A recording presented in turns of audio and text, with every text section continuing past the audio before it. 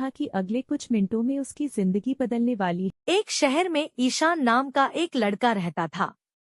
उसके पिता बहुत बड़े व्यापारी थे।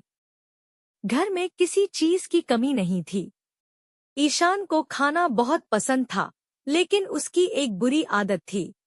वह अपनी प्लेट में जरूरत से ज्यादा खाना लेता और थोड़ा खाने के बाद बाकी खाना फेंक देता। एक दिन उसकी माँ ने कहा, बेटा, जितना खाना हो उतना ही प्लेट में लिया करो। खाना बर्बाद नहीं करना चाहिए। ईशान हंसकर बोला, माँ, हमारे घर में खाने की कोई कमी नहीं है। थोड़ा खाना फेंक भी दिया तो क्या फर्क पड़ेगा। माँ चुप हो गई। कुछ दिनों बाद ईशान अपने पिता के साथ गांव गया। वहां उसने एक किसान को खेत में काम करते देखा। तेज धूप थी। किसान के कपड़े पसीने से भीगे हुए थे, लेकिन वह लगातार खेत में मेहनत कर रहा था। ईशान ने पूछा, अंकल, आप इतनी मेहनत क्यों कर रहे हैं?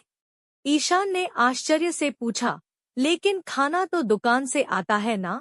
किसान हंस पड़ा, नहीं बेटा, दुकान तक पहुंचने से पहले अनाज खेत में पैदा होता है।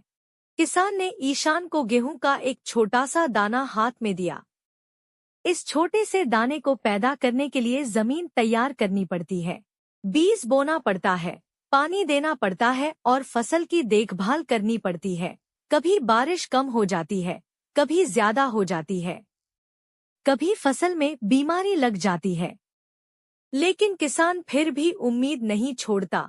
ईशान की नजर उस छोटे से गेहूं के दाने पर टिक गई। शाम को ईशान किसान के घर गया। वहां उसने देखा कि किसान का परिवार साधारण खाना खा रहा था। ईशान ने अपनी प्लेट में खाना लिया, लेकिन इस बार उसने उतना ही खाना लिया जितना वह खा सकता था। किसान ने मुस्कुराकर पूछा, क्या हुआ बेटा, आज कम खाना लिया? ईशान ने कहा, आज समझ आया कि खाना सिर्फ खाना नहीं है।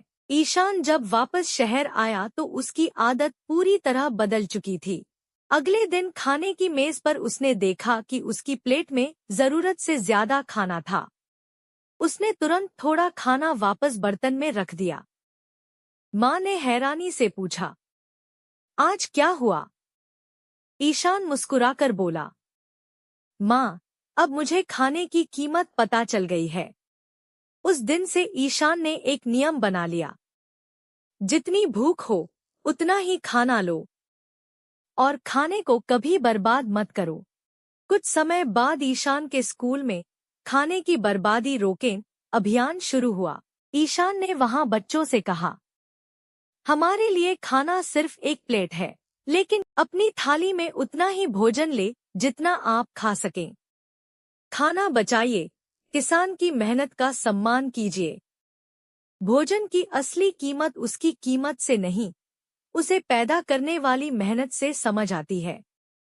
अगर यह कहानी आपको अच्छी लगी हो तो वीडियो को लाइक करें, शेयर करें और ऐसी ही सीख देने वाली कहानियों के लिए चैनल को सब्सक्राइब जरूर करें।